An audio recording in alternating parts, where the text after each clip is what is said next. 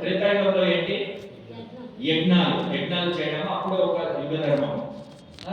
ఇప్పుడు చేయాలనుకుంటే ఆ యజ్ఞాలు అంతగా ఫలితం రాదు మనకి.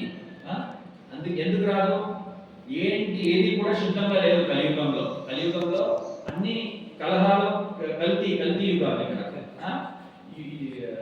యజ్ఞాలకి ముఖ్యంగా ఏం కావాలంటే ఒకటి బ్రాహ్మణులు కావాలా, ఇంకొకటి చాలా క్వాంటిటీ నెయ్యి కావాలి. సో నెయ్యి మనకి శుద్ధంగా దొరకలేదు. దొరికిన బ్రాహ్మణులు కూడా అంత శుద్ధంగా లేదు. అందువలన ఈ కలియుగంలో యజ్ఞాలు అనేది అంతగా ఫలితం రాదు. చేస్తారు, ఎప్పుడు చేస్తారో వస్తుంది, కానీ అప్పుడు ఏదైతే ఫలితాలు వస్తున్నాయో ఇప్పుడు ఆ ఫలితాలు రావు. దాని తర్వాత ద్వాపరయుగంలో ఏంటి పద్ధతి, ఏంటి యుగ ధర్మము? ద్వాపరయుగంలో విగ్రహాలు కట్టి పెద్ద మందిరాలు కట్టి, అప్పుడు చూస్తే పెద్ద మందిరాలు ఉండేవి. అందరూ మందిరాల్లో వెళ్ళి అప్పుడు పూజ చేసేవారు. దాని తర్వాత కలోతన్ హరి కీర్తన అంటారు. కలియుగంలో ఏంటి? హరి కీర్తన.